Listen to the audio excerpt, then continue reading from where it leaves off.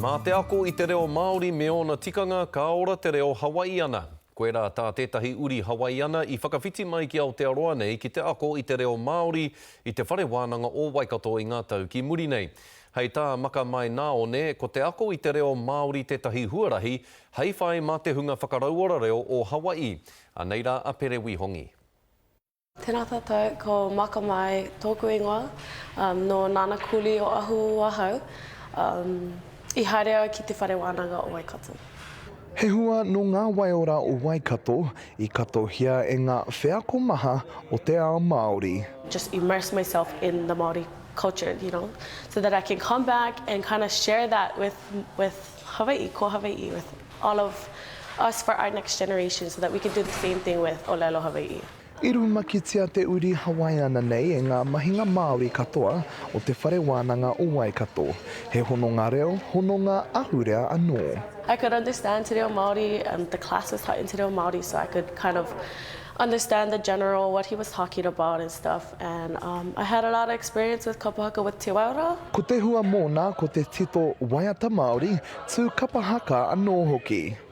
Ki hai oti I ngā akomanga, engari I tiakina ia e ngā tauira Māori tonu o te waiora o Waikato. From day one that I went to the first culture hour and Mahue Deus, who came here to Hawaii to study here, he introduced me to the whānau and they became just that. They became my whānau. After the first 1 or 2 weeks, I was no longer maruhiri.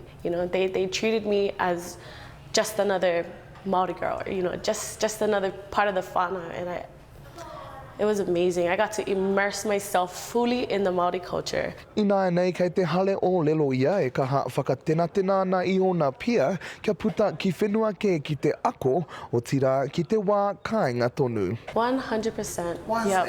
Because especially for students like me that's studying and trying to perpetuate the Hawaiian language and trying to revitalize it and bring it back not only with themselves but in their families for the next generation, so it's always living on. Me tana whakapono nā tēnei wheako tonu ka puta he oranga I te tauira o tira te ahurea me te reo tonu.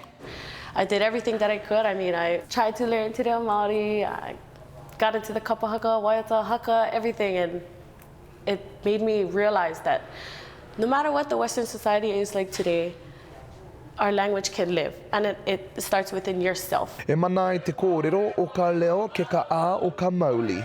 Ko te reo te Māori o te mana ahurea, he akoranga I tūhura I te wā kāinga, arā I Aotearoa tonu.